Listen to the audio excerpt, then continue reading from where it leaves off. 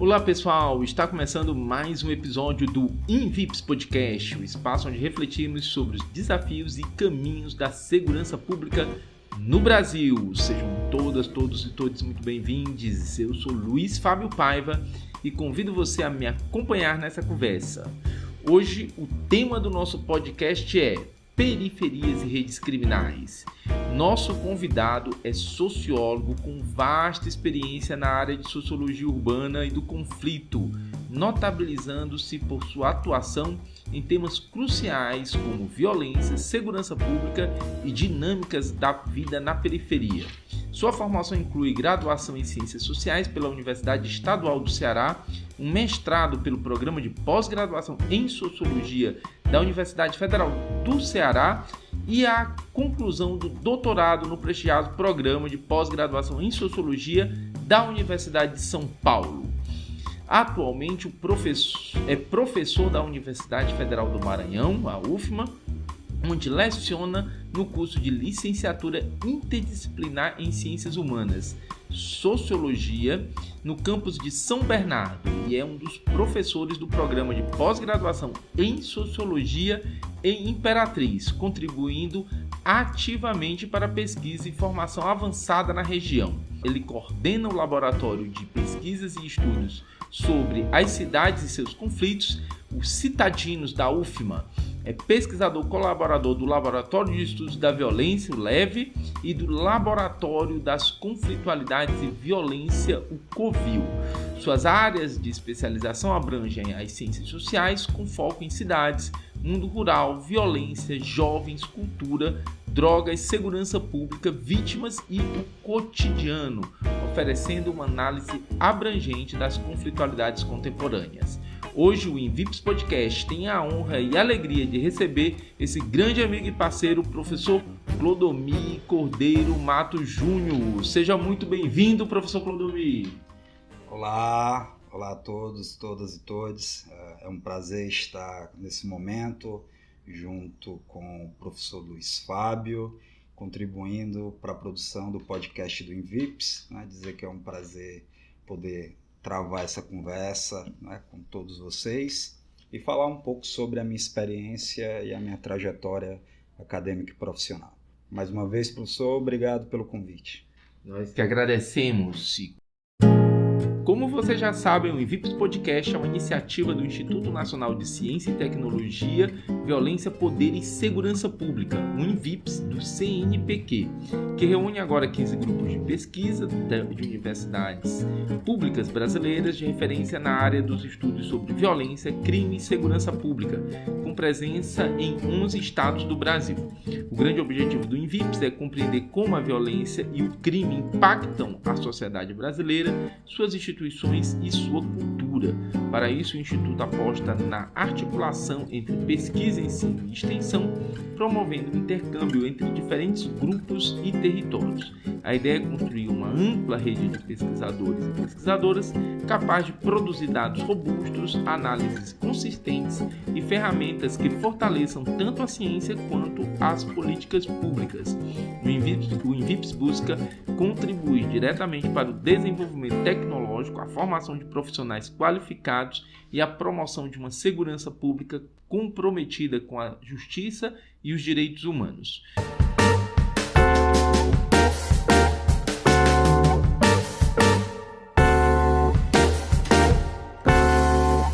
E bem, Clodomir, a gente vai começar então a nossa conversa. É um prazer ter você aqui e a gente queria começar te ouvindo um pouco sobre a tua trajetória. Queria que você contasse um pouquinho de como essas discussões sobre crime, violência, periferias urbanas atravessaram a tua vida e você iniciou aí essa caminhada que tem dado inúmeros resultados, né? Você tem apresentado artigos e tem sido uma produção muito, muito importante para a comunidade das ciências sociais, mas também da área de segurança pública, crime e violência.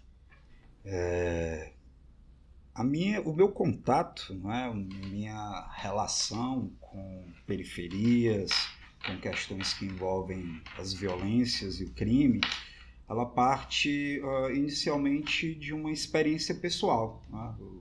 Eu acho que como vários dos pesquisadores que se envolvem, né, e se aventuram a pesquisar essa temática, o meu envolvimento ele passa pela condição inicial de morador de uma periferia de Fortaleza. Né? Então, situações que envolviam experiências de conflito, violência, a produção do estigma sobre os moradores dos bairros da periferia de Fortaleza, eram situações que faziam parte inicialmente da minha experiência pessoal. Né? Então, acho que um primeiro dado para entender o meu interesse, né, pelo tema, por essa área de pesquisas, vem dessa relação enquanto morador. Né? Segundo, né, eu acho que momento crucial que envolve essa relação com as pesquisas sobre violências, conflitos de segurança no Ceará, está relacionado com o ingresso, né, na Universidade Estadual do Ceará, na UES, em um momento da chegada de profissionais que estavam, né, construindo esse campo de pesquisas dentro da instituição. Né? Eu penso especificamente nas figuras da professora Rosimeire Almeida e na figura do professor Giovanni Jacó, né, que a partir da formação do Laboratório de Conflitualidades e Violências, o CONVIL, né, e da orientação que receberam do professor César Barreira, aqui na Universidade Federal do Ceará, né, organizaram um grupo de estudos que passou a agregar aí uma série de pesquisadores e profissionais. Né, e nesse momento eu fui um desses, né, discentes que estava ali participando dessa organização e mobilização. Então, acho que a experiência como morador e o contato com esses profissionais que vinham produzindo, né, pesquisas sobre violência e conflito foram os fatores que me conduziram aí a esse primeiro contato inicial com o campo da segurança pública em Fortaleza. Né? Então, destaco aí a atuação muito positiva, né, desses grupos e laboratórios nesse processo de formação, né, de jovens pesquisadores ao colocarem em contato aí profissionais, né, que estão em diferentes níveis de formação, né, professores que estavam lá naquele momento ingressando na universidade, alunos de graduação e alunos de pós-graduação na formação desse laboratório. Né. Acredito que essas são duas experiências marcantes, né, que fazem parte da minha inserção no campo.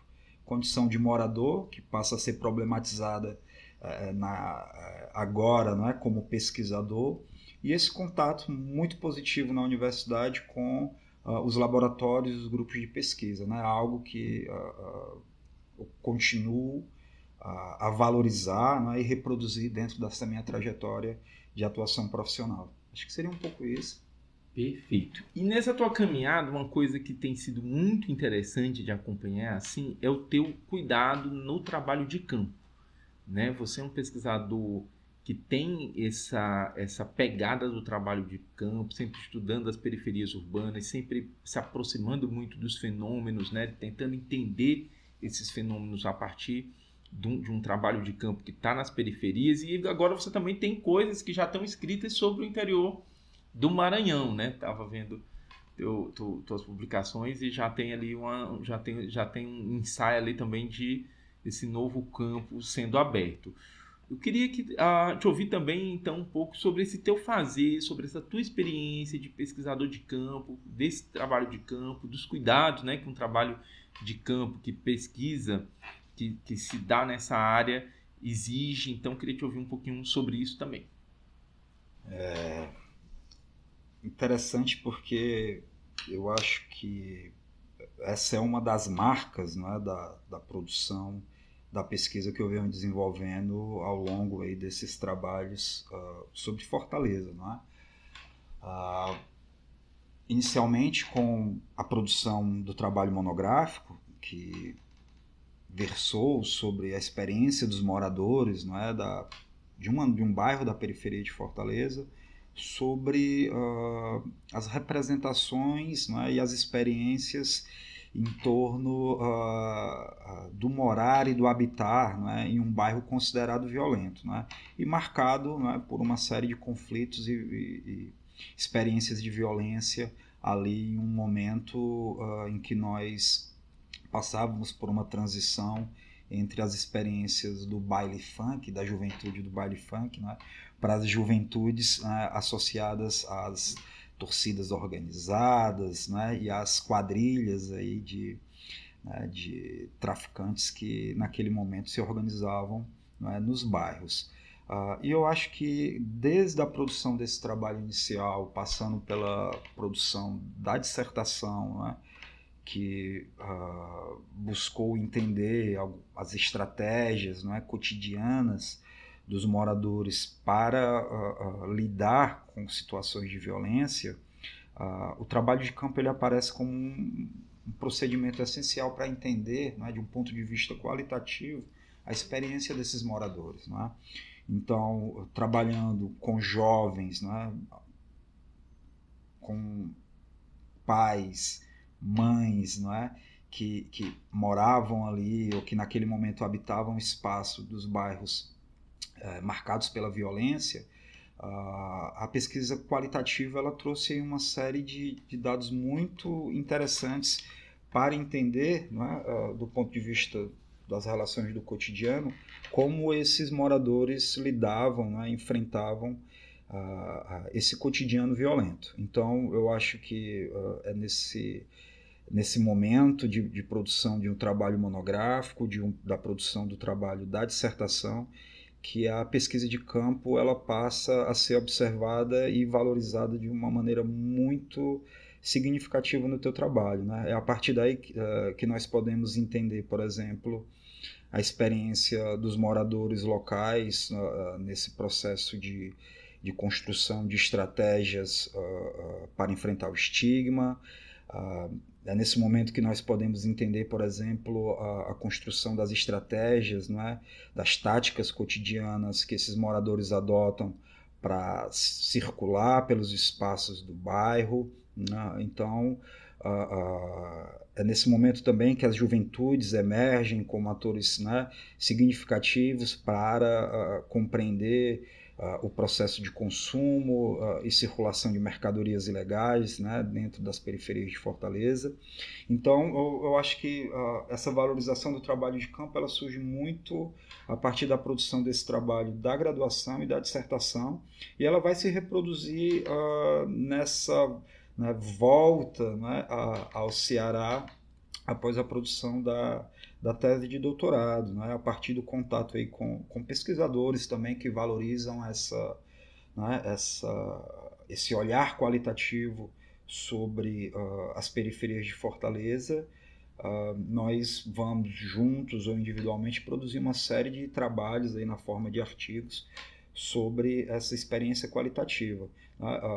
Os últimos trabalhos eles têm focado, né, nessas dinâmicas de consumo e tráfico de droga varejista nas periferias, muito a partir dos consumidores, né, e dos traficantes varejistas locais, né?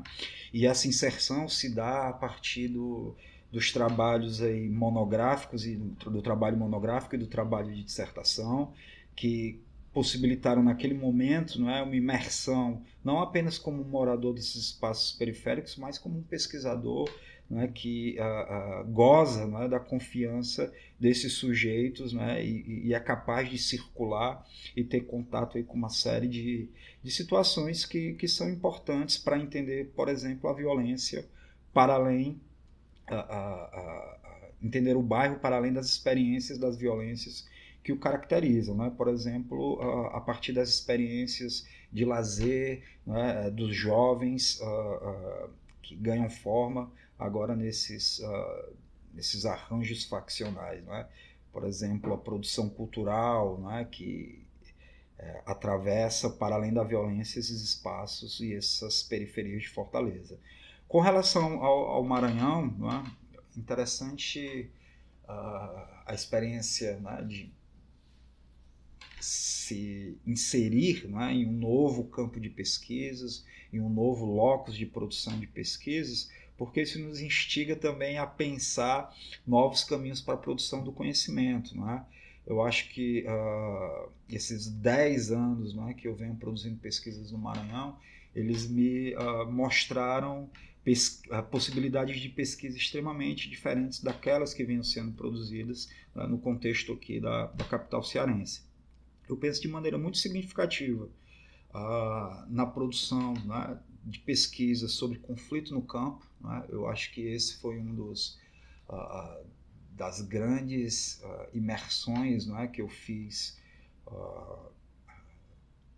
a partir da experiência da produção de pesquisa em São Bernardo, né, entender um pouco essa dinâmica, né, dos conflitos agrários, né, de como as monoculturas elas afetam de maneira significativa a vida cotidiana, né, das comunidades ribeirinhas ali da região do Baixo Parnaíba maranhense, mas também suas experiências de organização, luta e mobilização. Né? Eu acho que, de um ponto de vista qualitativo, esse foi uma das grandes, né, áreas, né, de interesse da minha pesquisa no Maranhão, juntamente com a produção de pesquisas sobre dinâmicas festivas locais, né?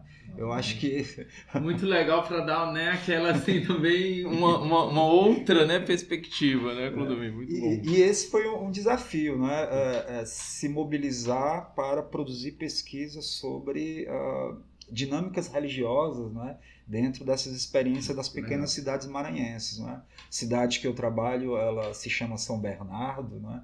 E é marcada anualmente por um período aí de 10 dias de festejo, né? E nós produzimos uma pesquisa em 2017 sobre essas dinâmicas religiosas, festivas, né, e políticas, né, que ganham forma no Maranhão a partir da experiência dos festejos de São Bernardo. Então, assim, pesquisas sobre conflitos no campo, pesquisas sobre dinâmicas religiosas valorizaram de maneira significativa essa continuidade com a pesquisa do trabalho de campo, né? Por meio do trabalho de orientandos, né? Eu também tenho tido contato com diferentes campos de pesquisa, continuando nessa linha, né, da tradição das pesquisas sobre crime, violência e segurança pública. Aí nesse caminho eu destaco, por exemplo, a produção dos trabalhos de iniciação científica que eu venho orientando, né, na Universidade Federal do Maranhão, trabalhos, por exemplo, que analisaram a formação das guardas municipais, trabalhos que analisaram a produção jornalística sobre segurança pública, trabalhos que analisaram a produção de relatórios, né, sobre comissões parlamentares de inquérito, né, que versavam sobre a região nordeste do país, e trabalhos de dissertação de mestrado, né, orientações que estão sendo realizadas a partir da minha inserção no programa de pós-graduação em Sociologia da Universidade Federal do Maranhão. Nosso programa ele vem funcionando desde 2019, né? E tem tido aí um trabalho muito significativo, inclusive na formação de pesquisadores nessa área, né? Acerca do crime, violência e segurança pública no Estado.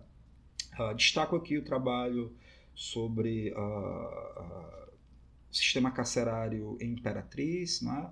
Realizado pelo Vicente André Giacomin, o trabalho sobre violência de gênero, violência durante o período da pandemia, realizado pela discente Luziane Ponciano, né?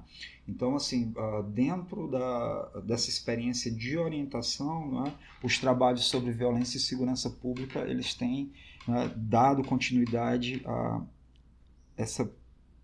esse diálogo, né, e essa a perspectiva de reprodução de um trabalho de campo qualitativo, principalmente quando nós pensamos aí na produção junto aos agentes das forças de segurança, quando nós pensamos na produção das pesquisas junto aos movimentos sociais organizados em torno das questões que envolvem, né, os conflitos no campo, e algumas outras pesquisas, né, que fogem dessa área, mas que têm sido muito interessantes, não é? Pesquisas, por exemplo, sobre a produção de produtos, né, regionais na cidade de São Bernardo, né? Orientei recentemente dois trabalhos muito interessantes sobre a produção da farinha e sobre a produção da tiqueira maranhense, né? Então, assim, o Maranhão ele tem sido também muito um campo de pesquisa muito significativo para a produção de uma série de trabalhos, né, que me oportunizam variar e ampliar o leque aí de pesquisas no campo da produção do conhecimento nas ciências sociais, mas sempre pensando nessa articulação com pesquisa sobre cidade, mundo rural, né, e conflitos e violências. Eu acho que todo pesquisador da área de violência devia fazer esse exercício. Quando eu vou pensar uma festa, como é bom ser feliz, né? Na praia, eu acho que isso é maravilhoso, que bom. Mas, voltando aqui para esse tema, né? Que tanta preocupação nos causa, as suas pesquisas sobre violência em Fortaleza, elas já têm, não queria te lembrar isso, mas elas já têm uns 20 anos, né? Começaram, né? A gente começou junto lá atrás, né? Quando eu tinha apenas 15 anos, né, de idade, mas já fazem 20 anos. E quando você começou a fazer seus trabalhos, né, ali, seus primeiros trabalhos, o cenário de violência era muito diferente em Fortaleza, né? O teu trabalho ele também acompanha esse processo de mudança, né, com a ascensão das facções. E eu queria ouvir um pouco, eu queria saber um pouco do teu olhar, né, queria que os nossos ouvintes, né, conhecessem um pouco mais do teu olhar sobre essas mudanças nas dinâmicas criminais da cidade de Fortaleza, né? O que é que tu viu lá naqueles teus primeiros trabalhos há 20 anos atrás e o que é que hoje você vê em termos de mudança nesse processo? Vou pensar essa pergunta a partir da produção, né, das pesquisas que tem Fortaleza e o Ceará como campo, né, de investigação e campo de diálogo, né? Eu acho que acompanhando um pouco dessas pesquisas, nós podemos entender, eu acho de uma maneira muito positiva e objetiva, algumas transformações, né, que ocorreram nesse cenário da violência e do crime em Fortaleza, né, de uma maneira geral no Ceará, se nós ampliarmos também, né, na região nordeste do país. Eu acho, né, Fábio, quando nós iniciamos aí a nossa trajetória como pesquisadores, né, a grande referência nesse campo de estudo sobre violência e segurança pública, ela era e continua sendo, né, o professor César Barreira, né? E dentro dessa produção, né, do professor César Barreira, por exemplo, de outros pesquisadores, como a professora Peregrina Capello também, né, nós temos aí um cenário de violência e de criminalidade muito associado, né, a um contexto político, né, quando nós pensamos na experiência, por exemplo, dos crimes de mando e sua relação histórica, né, com a experiência política em Fortaleza, nas cidades do interior do estado do Ceará, no interior da região nordeste do Brasil de uma maneira geral. Então, quando nós, né, iniciamos nossos estudos e pesquisas, nós fomos muito marcados, né, por essa tradição de pesquisas que nos remontava a nossas conexões com o mundo rural, com o mundo da cidade, com essas redes criminais, né, que conectavam mandantes, assassinos, esses crimes de pistolagem, que mostravam a existência de uma rede, né, regional que articulava mandantes, autores, né, mediadores, pessoas que acolhiam esses sujeitos em outros estados da região, né? Então eu acho que nós, né, o professor César, ele marca uma geração de pesquisadores e nos introduz nesse universo da violência, né, de uma perspectiva qualitativa muito interessante, nesses crimes de pistolagem, né, nesses crimes de mando. Eu acho que esse é o início, né, das nossas referências, das nossas pesquisas. Após esse momento, nós vamos encontrar em uma série de pesquisas, como, por exemplo, a do professor Giovanni Jacó, que eu citei, o professora Rosimeire Almeida, professora Glaucília, né? Mas principalmente da professora Glória Diógenes, que nos mostra uma mudança significativa nesse arranjo, né, da violência, principalmente a partir da experiência das juventudes cearenses, né? Então, acho que os trabalhos da professora Glória Diógenes marcam uma inflexão, né, na forma de pensar a violência, o cenário da violência e do crime em Fortaleza. Muito interessante porque a partir da experiência dos bailes funks, né, das galeras do movimento hip hop, né, do processo de territorialização das juventudes, né, e das gangues, né, nos bairros das periferias, a professora Glória ela traz aí uma série de elementos muito importantes para entender essas mudanças, né, no cenário da violência. Nós temos aí essa reflexão que ela faz, por exemplo, sobre os aspectos culturais, né, desses coletivos juvenis e como isso está relacionado com o processo de atração desses jovens para esse mundo, para essa experiência, né, articulada às gangues, né? Então, o processo de territorialização que acontece dentro dos bairros, que acontece dentro dos clubes onde ocorriam os bailes funks. Então ela traz aí um processo de territorialização muito instigante, né, para pensar uma nova dinâmica das violências, né, que marcou aí o cenário de Fortaleza ali durante a década de 90, início dos anos 2000. Então acho que, né, esses são dois momentos interessantes para entender esse cenário, né, a mudança nesses cenários da violência, do crime em Fortaleza, e eu acho que é nesse momento que nós estamos entrando aí nesse campo de pesquisa, lá em 2004, né, Fábio, 2003, 2004. Muito jovens, meninos. Garotos. Então, eu acho que é nesse momento que nós chegamos, né, nesse campo de pesquisa, né, nesse momento em que estão sendo pensadas experiências relacionadas às gangues, suas dissoluções, né? Ali no final dos anos 90, início dos anos 2000, nós temos um processo de criminalização, né, da experiência dos bailes funks em Fortaleza, e isso leva à proibição desse tipo de festa na cidade, né? Não são mais liberados aí alvarás, né, para o funcionamento, né, dessas festas na cidade, e isso leva, né, a uma transformação significativa nesse arranjo juvenil da violência, né, pensado, por exemplo, a partir das pesquisas da professora Glória Diógenes, né? Aí eu gosto de pensar também junto com outra autora, né, a professora Josiane, né, a professora Josiane Ribeiro, que foi orientada pela professora Irles aqui no nosso PPGS também, da UFC. E a Josiane, ela fala desse processo de migração, né, aqui entre aspas, né, dos jovens que faziam parte, né, desses coletivos, né, das gangues, dos baile funks, para as torcidas organizadas, né, inclusive mostrando que as músicas das torcidas organizadas, elas vão se transformar nesse momento, né? Eram aquelas músicas muito associadas à experiência das charangas, e agora passam a ser músicas que reproduzem ali, né, os gritos de guerra do baile funk, né, que eram muito presentes ali dentro daquela experiência. Então acho que esses trabalhos eles nos dão conta aí de um pouco desse processo de transformação dessas experiências, né, dessas cenas de violência e criminalidade.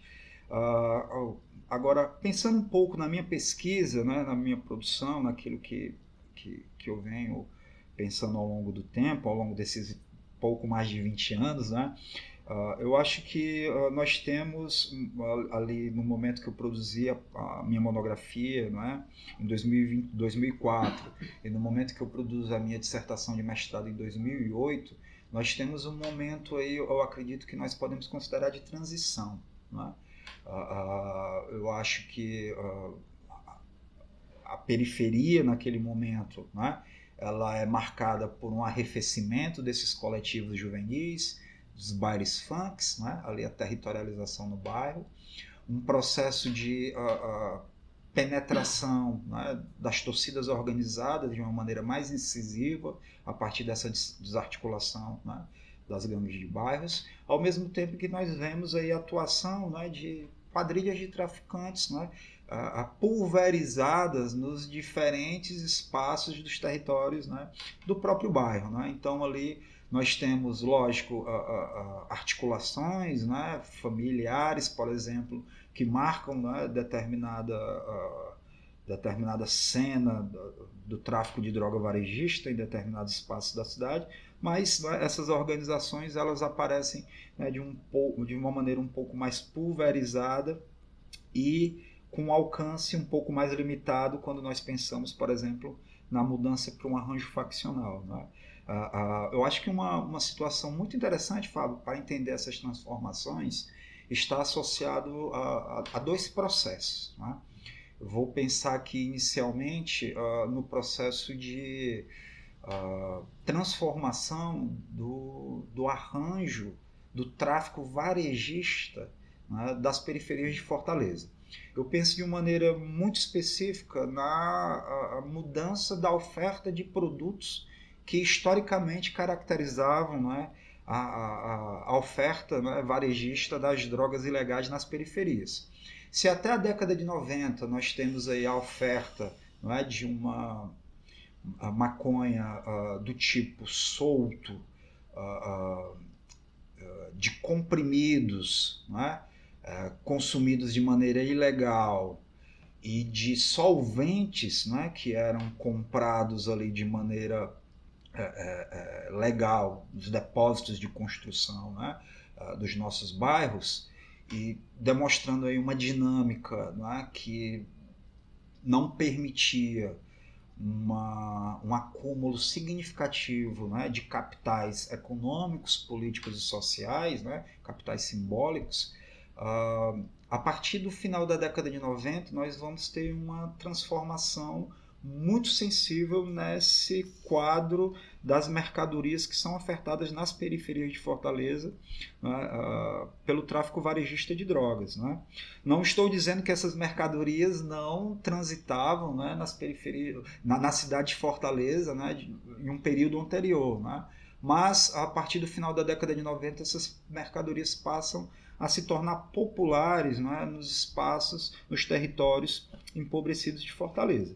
Eu penso de uma maneira muito específica na oferta da cocaína, né, do crack e da maconha do tipo paraguaio, né, a maconha prensada, apelidada em Fortaleza de paraguaio no início ali dos anos 2000. Né? Então, se na década de 90 nós tínhamos um cenário marcado pela maconha do tipo solto, por comprimidos, tal como o Rivotril ou a Artanha, né? E por solventes, tal como a chamada cola de sapateiro, a partir dos anos 2000 nós vamos ter aí uma transformação significativa, né? Com a popularização da oferta de cocaína, crack e maconha do tipo prensada, chamada de paraguaia, nas periferias de Fortaleza. Eu acho que esse é um primeiro dado para entender a transformação econômica, política, né, e social de alguns sujeitos que mais tarde vão se envolver, né, de maneira muito profunda com os coletivos criminais, né, as facções ali a partir de 2014. Então, acho que dos anos 2000, do início dos anos 2000 até 2014, nós temos aí um período de acumulação econômica, política, né, de capitais simbólicos que transforma de uma maneira muito significativa o arranjo do tráfico varejista nas periferias de Fortaleza. Né? Se nós pensarmos, por exemplo, a rentabilidade do tráfico de cocaína ou a rentabilidade do seu derivado, né, do crack, nas periferias de Fortaleza, e como isso, né, tornou possível uma série de transformações na vida, né, desses sujeitos envolvidos nessas atividades. Né? Então, a partir do trabalho de campo, por exemplo, nós temos aí dados que mostram um processo de enriquecimento abrupto, né, desses grupos dentro das periferias de Fortaleza. a compra de diversas casas, processo de melhoria, né, no que diz respeito ao consumo de bens materiais, né, acesso a armas de fogo, acesso a rotas, né, de tráfico que se expandem para além da região nordeste do país, né, algo, né, que era muito marcante na época, né, do solto, né, e que passa, por exemplo, a ser, né, experimentado de maneira diferente com a oferta desses outros produtos. Então, acho que esse é um dado muito significativo para entender a mudança desse cenário da violência e do crime.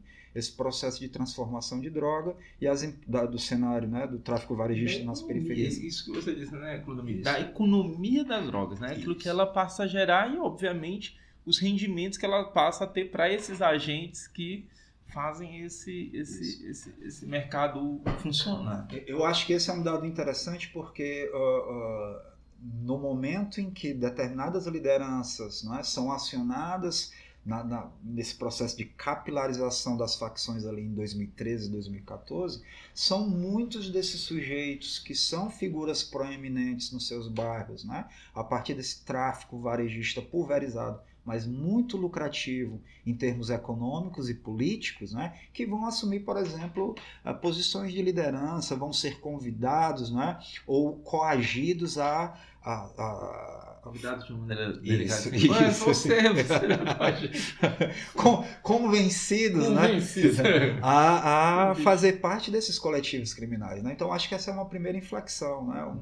Esse processo de transformação desse arranjo atacadista, quando nós pensamos nos sujeitos que não estão nas periferias, e desse cenário varejista, quando nós pensamos, né, nesses sujeitos que estão ali nas periferias da cidade.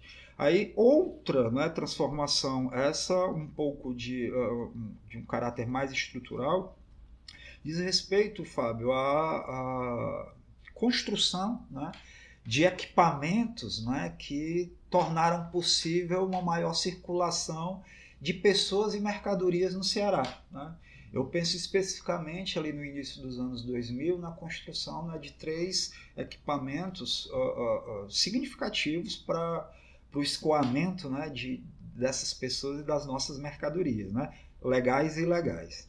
A construção do Aeroporto Internacional de Fortaleza, né, a construção do Complexo Portuário do Pecém, na região metropolitana, na cidade de São Gonçalo do Amarante, e a construção do terminal de cargas, né, junto ao Aeroporto Internacional, né, de Fortaleza. Então, essa rede, né, que torna possível uma maior circulação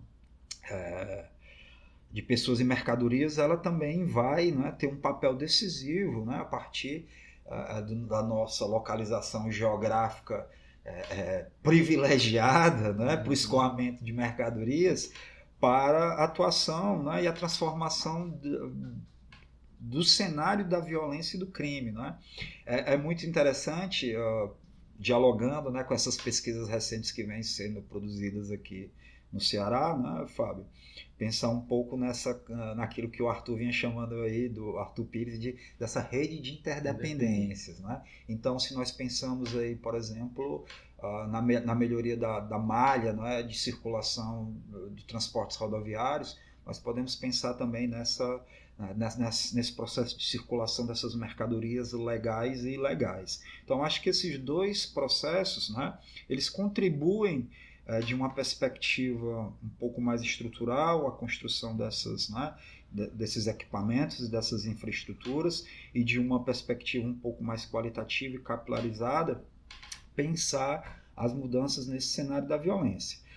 Aí nós pensamos, né, de uma maneira muito objetiva, a partir de 2014, né, nós vamos ter uma transformação profunda, né, e sensível nas formas de atuação dos coletivos criminais em Fortaleza. É um cenário, né, que nós observamos aí, alguns pesquisadores têm chamado de faccionalização do crime no Ceará, né? O Fábio fala sobre as maneiras de fazer o crime, né? Então, essas transformações nas maneiras de fazer o crime estariam muito associadas a emergência desses coletivos criminais e das facções, né, de uma maneira capilar nas periferias de Fortaleza. Então, acho que outro dado interessante para pensar nessa transformação, Fábio, diz respeito à possibilidade de entender que que esses coletivos, eles têm uma atuação anterior no estado do Ceará ao processo ao processo de capilarização que ocorre em 2014, né? Professora Jânia, que estuda, por exemplo, as dinâmicas dos assaltos criminais, né? Roubos a bancos, chama a atenção para o assalto ao Banco Central em 2006, né? Momento em que, por exemplo, lideranças associadas a esses coletivos criminais de atuação nacional, né? Elas já foram detectadas, né, aqui no estado do Ceará. Alguns pesquisadores vão mais longe, relatando, por exemplo, a presença de membros do Comando Vermelho em assaltos a bancos, roubos a joalherias, sequestros ali na década de 90, aqui em Fortaleza, isso a partir de depoimentos, né, de membros aí das forças de segurança pública. A gente está fazendo uma pesquisa sobre a expansão do PCC e do CV, e a gente encontrou documentos da década de 80, e falando da atuação do CV nas prisões no Ceará. Muito interessante, né? Isso. Esses roubos, por exemplo, a instituições de segurança de valores, né, elas foram associadas naquele momento a membros do Comando Vermelho, ali na década de 90, né? Sequestros, né, roubo a joalherias, né, uma série de situações que chamam a atenção. Então, esses dados, né, de certa forma, me permitem pensar que esses coletivos já estavam presentes, né, de uma maneira atuante no estado do Ceará. Contudo, parecia não interessar a esses coletivos uma presença capilar nas periferias de Fortaleza. Então, acho que 2014 é o momento dessa mudança numa lógica de atuação, que, como você bem fala, está conectada a uma experiência de mudança de uma atuação em nível nacional. Não é?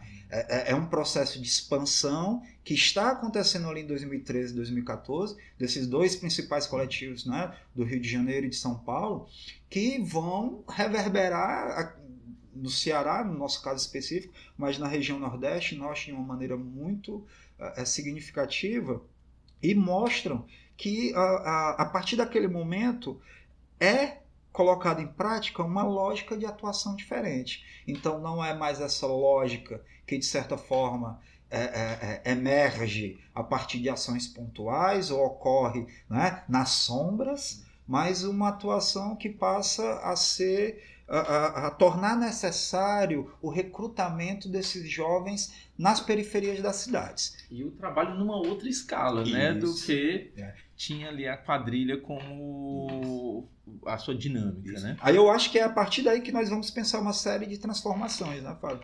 A partir de 2014, de uma maneira muito significativa, nós temos aí uma série de transformações. Se nós pensarmos, por exemplo, na experiência cotidiana dos moradores ou na maneira como esses coletivos passam a atuar, né, nas periferias de Fortaleza. Seus trabalhos, né, aqui não tem gangue, tem facção, né, e o que você produziu individualmente, mas os outros trabalhos que você produziu com o João Paulo, com o Ricardo, né? Os trabalhos do professor Leonardo, do Ítalo, né? Eles têm dado conta, né? Os trabalhos do Arthur, do João Pedro, do Cláudio Marques, né? Eles têm buscado dar conta dessas transformações, tanto no ponto de vista do arranjo criminal, quanto do ponto de vista dessas experiências cotidianas, né? E eu me somo um pouco a isso. Pensando um pouco nessas transformações, eu queria destacar apenas algumas delas, né? Uma primeira mudança, né, diz respeito ao engajamento, né? Ao tipo de engajamento que esses grupos eles passam a exigir dos jovens moradores das periferias de Fortaleza, né? Eu acho que por meio dessa reflexão acerca dos engajamentos, nós vamos entender uma série de transformações que passam, né, pelas dinâmicas desses coletivos criminais. Eu acho que os engajamentos, se nós pensarmos, né, nessas experiências, né, desses grupos pregressos, né, dessas quadrilhas pulverizadas, né, das torcidas organizadas ou das gangues de bairros, né, nós vamos observar aí um engajamento sensivelmente diferente que as facções criminais exigem, né, desses jovens. Né? Um engajamento mais profundo e mortal. Né? Eu acho que, de uma maneira muito sintética, né, nós poderíamos pensar dessa forma. Eu acho que esse processo de engajamento, né, ele tem perpassado aí uma série de situações que mostram que essas dinâmicas criminais elas mudaram, né, na periferia. Nós temos aí, por exemplo, a dinâmica de batismos, né, algo que alguns grupos locais, né, que passam a se organizar localmente, tal como, né, os Guardiões do Estado, ou agora mais recentemente a Tudo Neutro ou Massa, elas também têm reproduzido, né, em suas formas de atuação.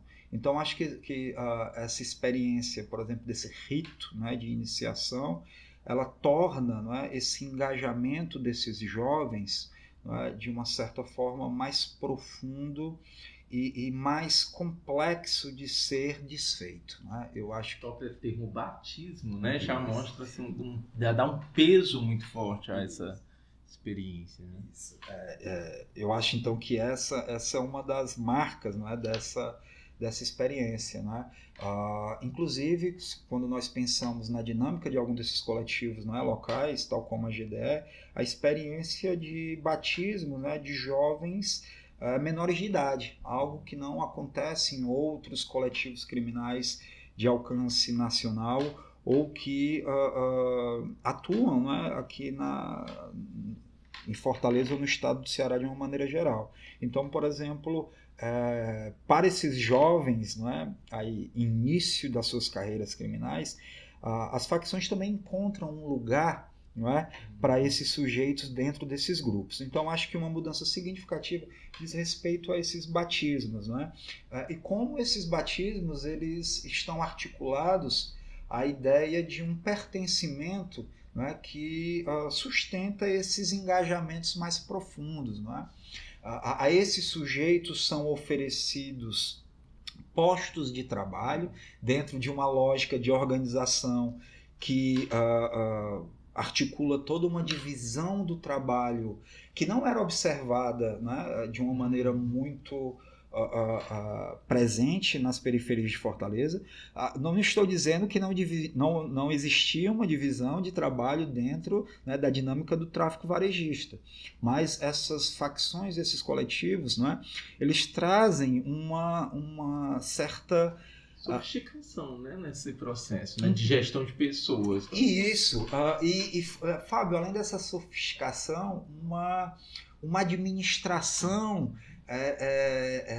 muito mais incisiva sobre essas dinâmicas de trabalho, né, dentro, por exemplo, das atividades ilegais. Nós vamos observar, por exemplo, a emergência de duas figuras que antes não eram observadas dentro da experiência dos grupos, né, dessas quadrilhas criminais pulverizadas. Por exemplo, a figura dos matadores. Né? Hoje nós temos pessoas, sujeitos que são incumbidos apenas da atividade do assassinato dentro da lógica dos grupos faccionais, né? Inclusive dentro de determinados grupos, né, parcelas, né, desses grupos que são especializadas, né, por essa atividade, né, que são especializadas nessa atividade.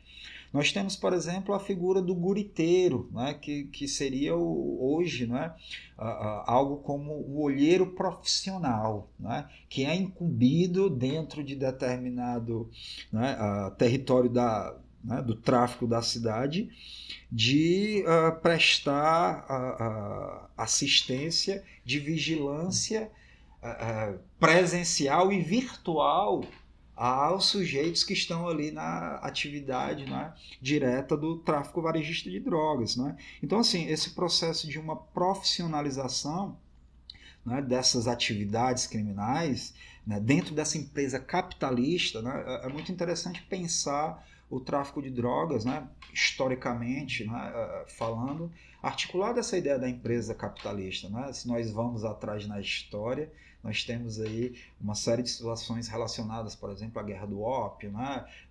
Historicamente, né? Agora situações que nos remetem mais recentemente ao controle, ao combate ao tráfico internacional de drogas, algo que está muito próximo aí dessa discussão sobre a geopolítica agora da América, né, da América Latina. Então, assim, é muito interessante pensar nesse processo de transformação a partir desses engajamentos. Né?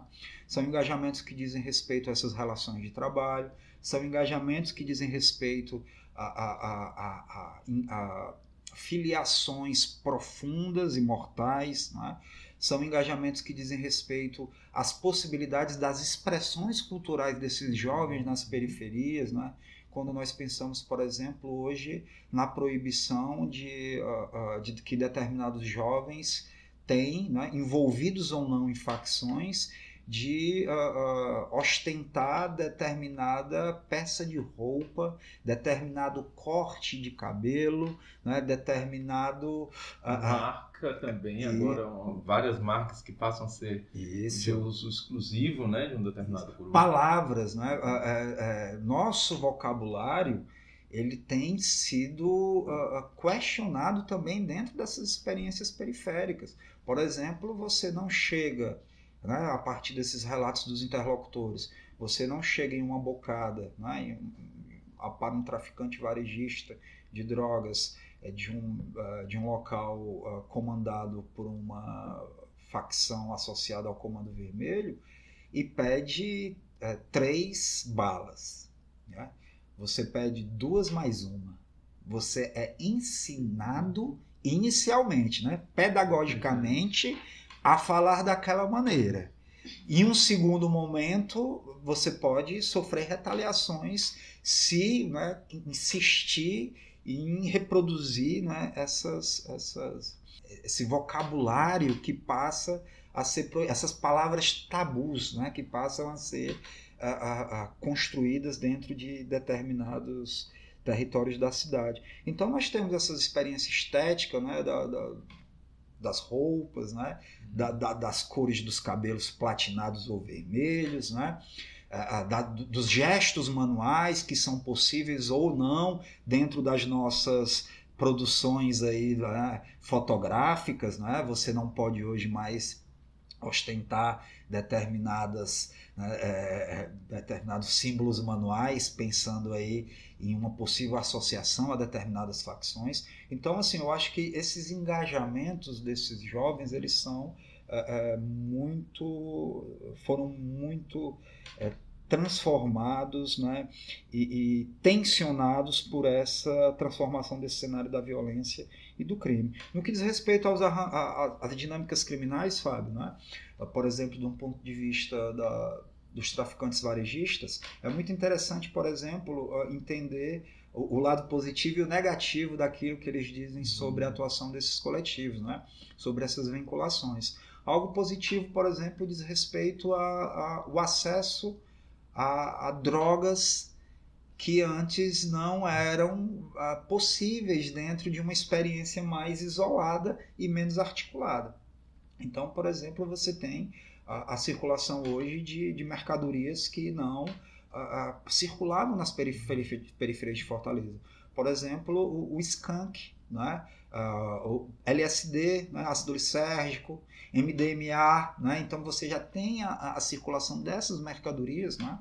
Por exemplo, dentro dessas periferias, né? Inclusive a determinados coletivos criminais são associados boas qualidades de droga, né? Influenciando inclusive nesse processo de associação. Então, para esses sujeitos, por exemplo, esse foi um fator positivo. O acesso à qualidade das drogas, né? Uma maior lucratividade, né? A possibilidade de ter apoio em conflitos que poderiam surgir a partir da administração, né, local dos territórios do tráfico, né?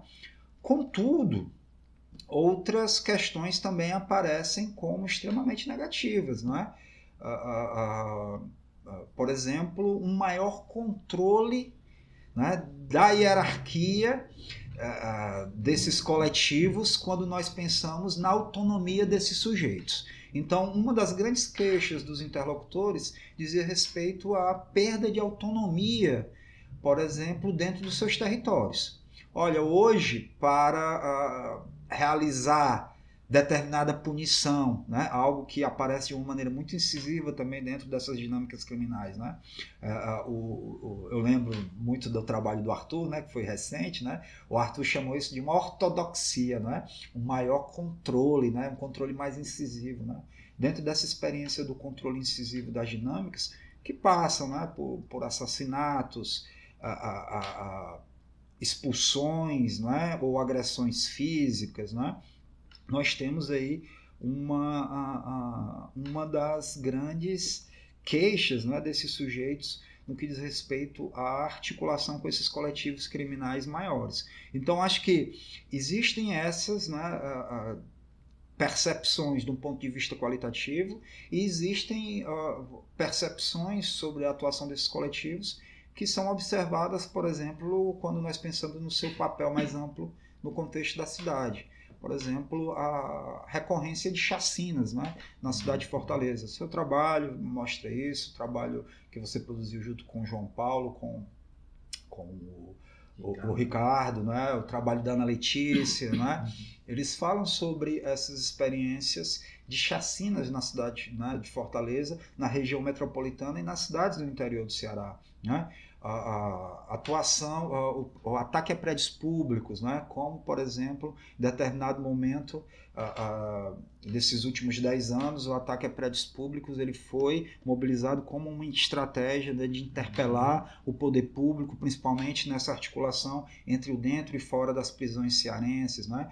A atuação dessas facções, inclusive, transformou, né, a nossa maneira de pensar a segurança pública em Fortaleza, né? A criação de delegacias especializadas no combate ao crime organizado, mudança, por exemplo, na Secretaria de Administração Penitenciária, a criação da SAP, né? A figura do faccionário que vai substituindo a do traficante como grande inimigo, né? Isso. Fábio, isso é muito interessante, né? Hoje a facção ela é a explicação para tudo também, né? Então, todo tipo de situação que ocorre, né, a facção, ela de certa forma, ela é um álibi para determinados, por exemplo, atos de violência quando nós pensamos nas práticas de controle que envolvem, né, os sujeitos na periferia. Então, assim, nós temos essas experiências relacionadas a esses sujeitos, nós temos experiências relacionadas a essas dinâmicas criminais, experiências também relacionadas ao cotidiano. Por exemplo, quando esses coletivos, né, se instalam ali nas periferias, né, ocorre um processo de transformação daquilo que se chama aí de uma governança criminal. Alguns autores, né, gostam de utilizar esse termo. Outros falam, né, de governança armada, né? Então, assim, nós temos aí essas duas chaves, né, conceituais para pensar essa dinâmica de gestão das periferias, né? Então, por exemplo, experiências de mobilidade, processo de expulsão de famílias, não é? Que envolve aí uma transformação significativa no que diz respeito à forma de punição que o crime, né, gestiona nesses contextos periféricos, né? Se no momento das quadrilhas nós tínhamos aí, de certa forma, uma certa individualização da pena, com a expulsão de pessoas diretamente envolvidas, né, em atividades ilegais, né, ou em furos, em roubos, né, em algo considerado fora das normas, né, ali daquele contexto, hoje nós temos, de certa forma, um processo de coletivização, né, no que diz respeito à administração do controle por parte desses coletivos criminais, né? Não se trata mais de expulsar apenas o sujeito supostamente envolvido, mas de expulsar toda a sua família, E isso parece mais abstrato, né? Parece uma coisa assim que definia esse lugar, porque serve também como uma acusação. Você vê situações em que a pessoa, muitas vezes, ela nem é um familiar, mas ela é acusada de ter algum tipo de... Fábio, eu acho que um texto seu que eu li, né,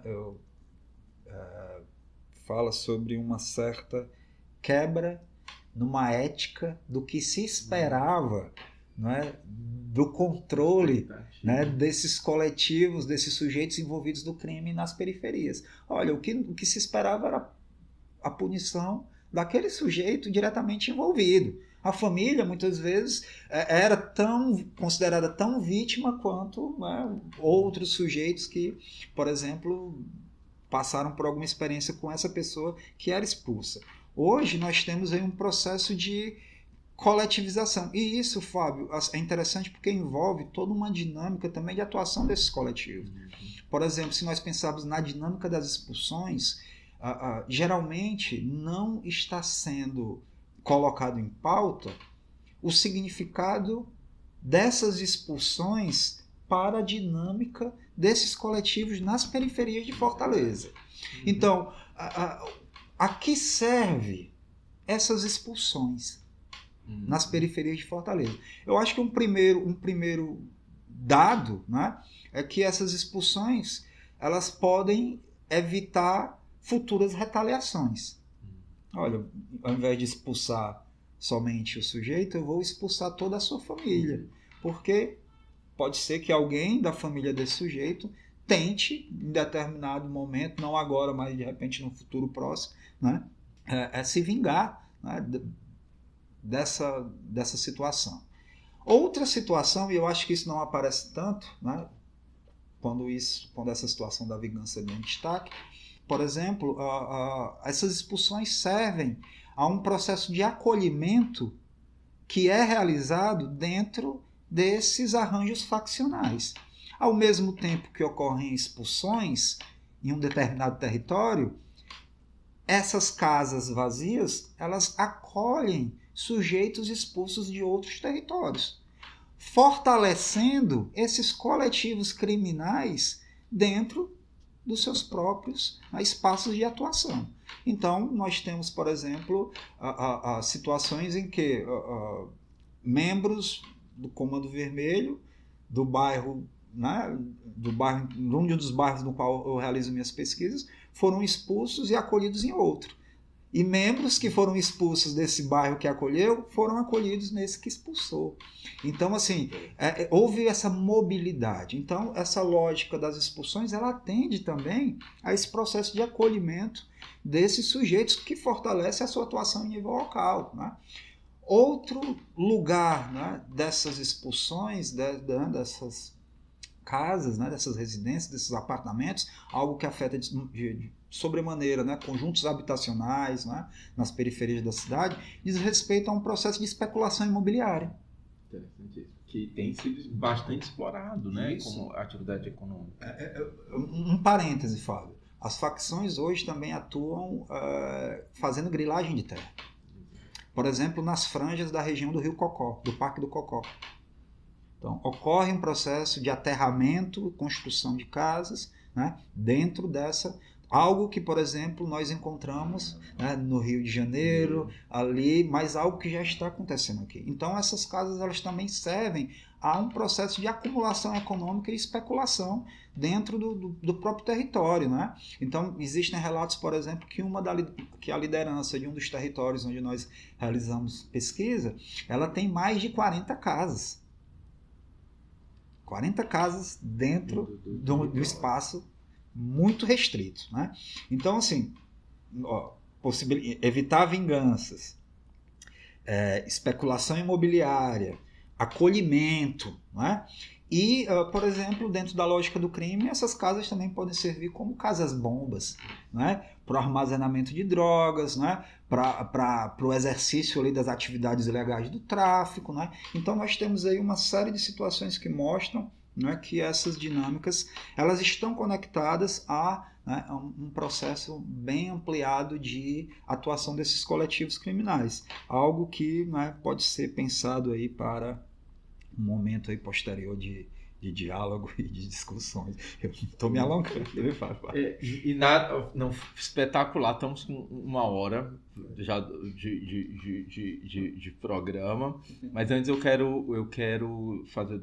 Queria que tu fizesse uma pequena divulgação do teu grupo de pesquisa também, o Laboratório de Pesquisa e Estudos sobre as Cidades e seus conflitos, os citadinos da UFMA. Fala um pouquinho. Fábio, como eu falei no início da nossa fala, né, eu acho que essa experiência com os laboratórios de estudos e pesquisas, desde o início da minha graduação na UES, né, onde eu fui acolhido, né, por uma professora e por um professor, junto com uma série de outros alunos, e entendi o que era fazer pesquisa, né, desde aquele momento do início da graduação, passando pela experiência do mestrado, onde novamente passei a integrar outro grupo de estudos e pesquisas, o Laboratório de Estudos da Violência, até, né, a experiência do doutorado com um diálogo, né, com o professor Sérgio Adorno e o laboratório que ele coordenava, me mostraram a importância que esses grupos têm no processo de formação de jovens pesquisadores, né? Então, acho que entender, né, o Citadinos passa pela minha trajetória acadêmica e pela importância que esses grupos assumiram aí nesse processo de formação. Eu chego em 2014, né, na UFMA, no Centro de Ciências de São Bernardo, com uma série de outros professores, né, de áreas diversificadas, diferentes, né? E os Citadinos, ele surge dessa perspectiva interdisciplinar e uma preocupação em produzir o conhecimento a partir das dinâmicas, né, que ganhavam forma ali no Baixo Parnaíba maranhense, que é a região onde São Bernardo, né, está instalada.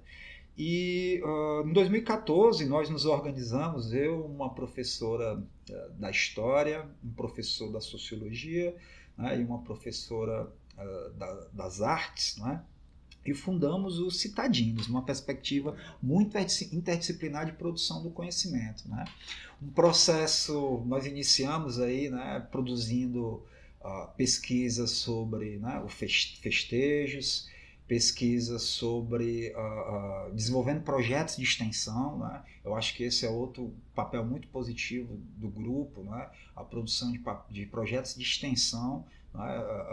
Lá articulando, né, a universidade com a comunidade em torno das cidades, né, nas quais nós atuamos, e foi muito nessa perspectiva interdisciplinar que o grupo começou. Em 2019, houve um processo de desarticulação, porque os professores foram transferidos, saíram para fazer doutorado, e eu me vi, né, um pouco sozinho nesse processo de orientação do grupo, e houve um redirecionamento do grupo para questões que envolviam especificamente os conflitos e as violências, né? Então, o grupo ele passa por um processo de transformação e passa a se dedicar de maneira muito mais incisiva às pesquisas que articulam cidades, conflitos e violências, né? O grupo, Fábio, hoje nós temos aí, já orientamos cerca de 22 alunos de graduação, né? 22 trabalhos, né, de conclusão de graduação, de alunos que se envolveram no grupo, a produção de 12 trabalhos de iniciação científica por meio da atividade do grupo, a formação de 6 mestres, né, no âmbito do programa de pós-graduação em Sociologia.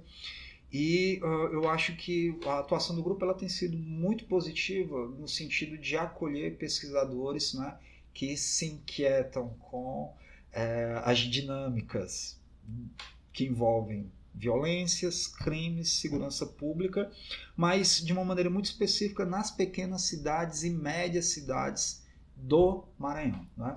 Eu acho que o grupo ele tem atuado de uma maneira muito, muito positiva na região de Imperatriz e na região de São Bernardo, né? Essas são os dois grandes campos de atuação, né?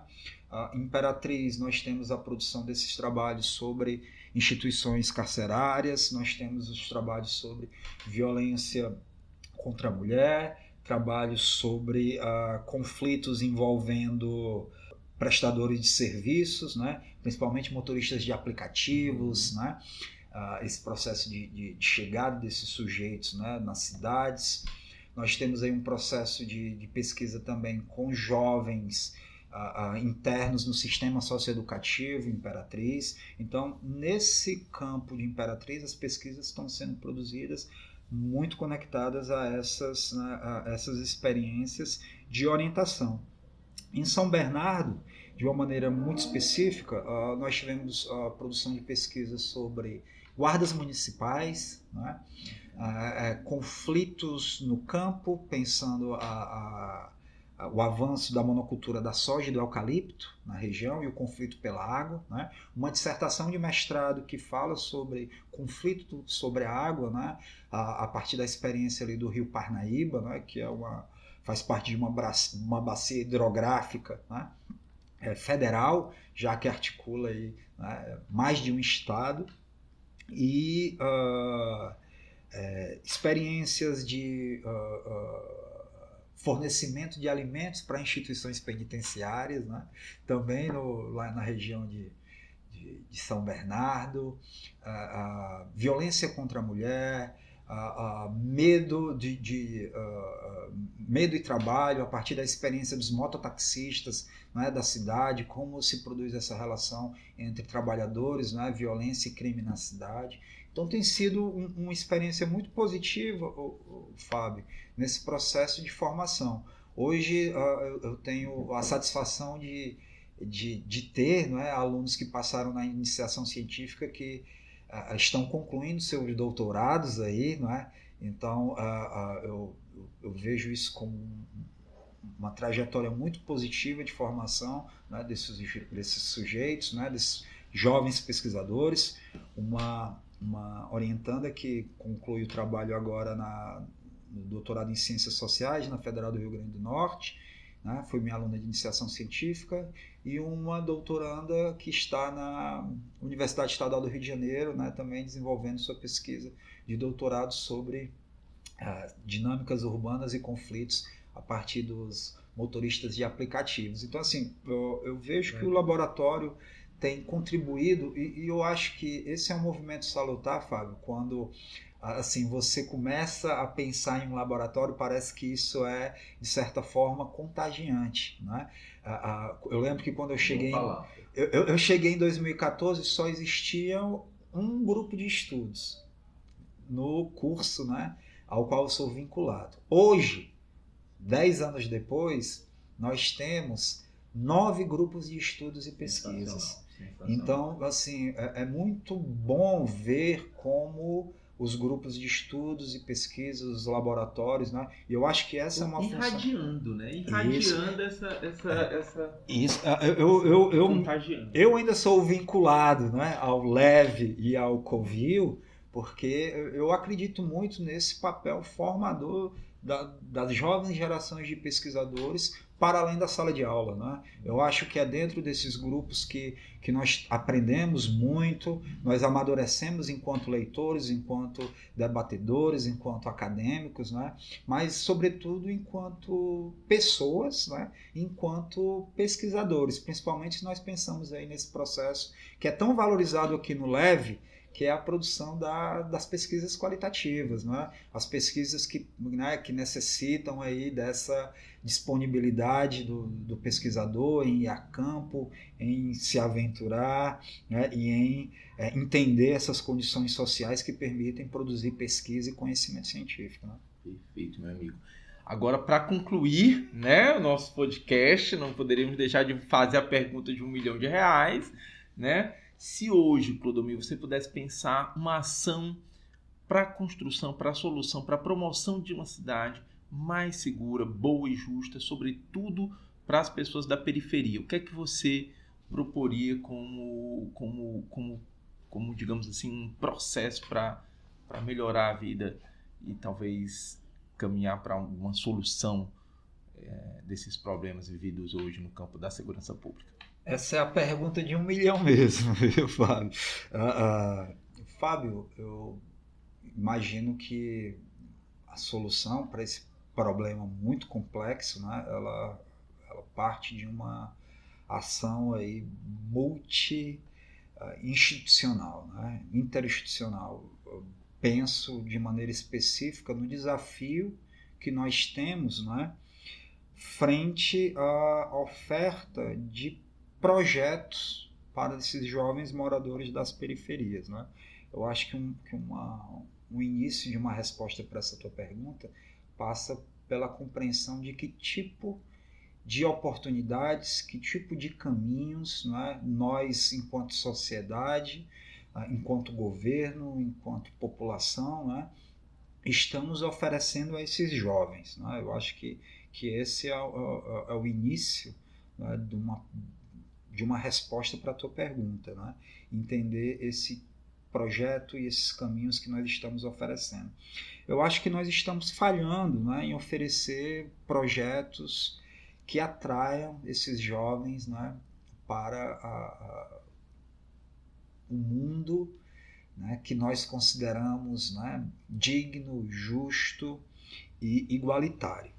Eu penso de uma maneira muito específica, Fábio, e eu acho que isso tem a ver com essa experiência local, né, como morador, mas como pesquisador que valoriza, né, a perspectiva e as experiências, né, desses moradores das periferias.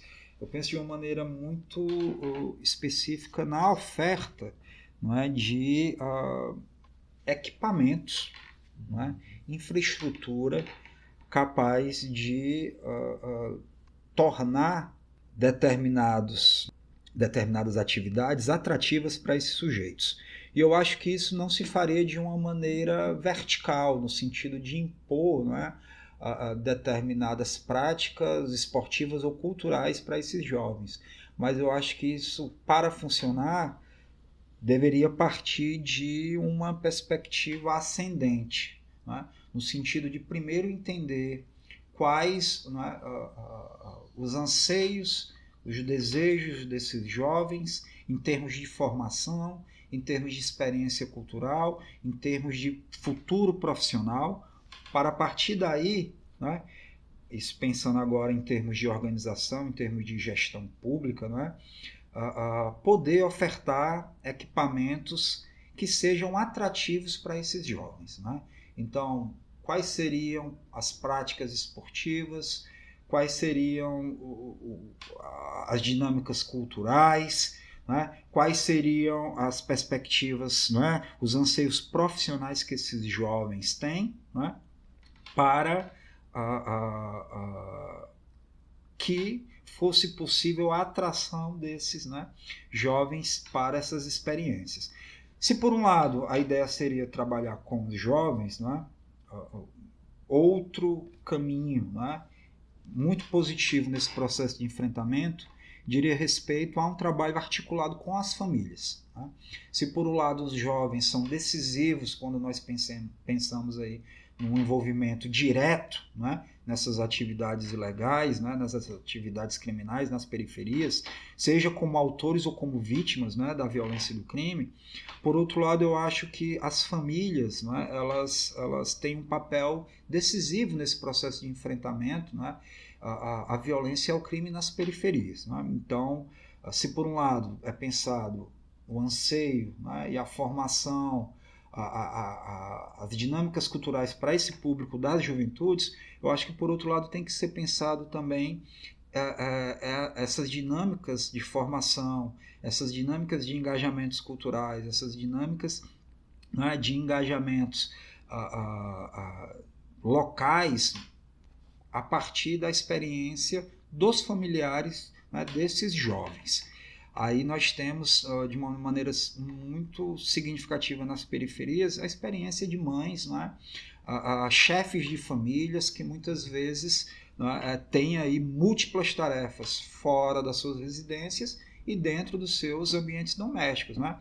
Então, como, por exemplo, garantir, né, a essas famílias, né, experiências que desde cedo possam engajar essas mulheres e seus filhos aí na mais tenra idade, né, dentro de um circuito virtuoso, né, de fuga desse círculo vicioso das facções criminais. Então, acho que em termos locais isso seria algo muito positivo, entender anseios, demandas, né, das famílias e dos jovens, para a partir daí pensar em políticas públicas que realmente funcionem, né, para atrair esses jovens para, por exemplo, aquilo que nós consideramos uma vida digna, né, justa e igualitária.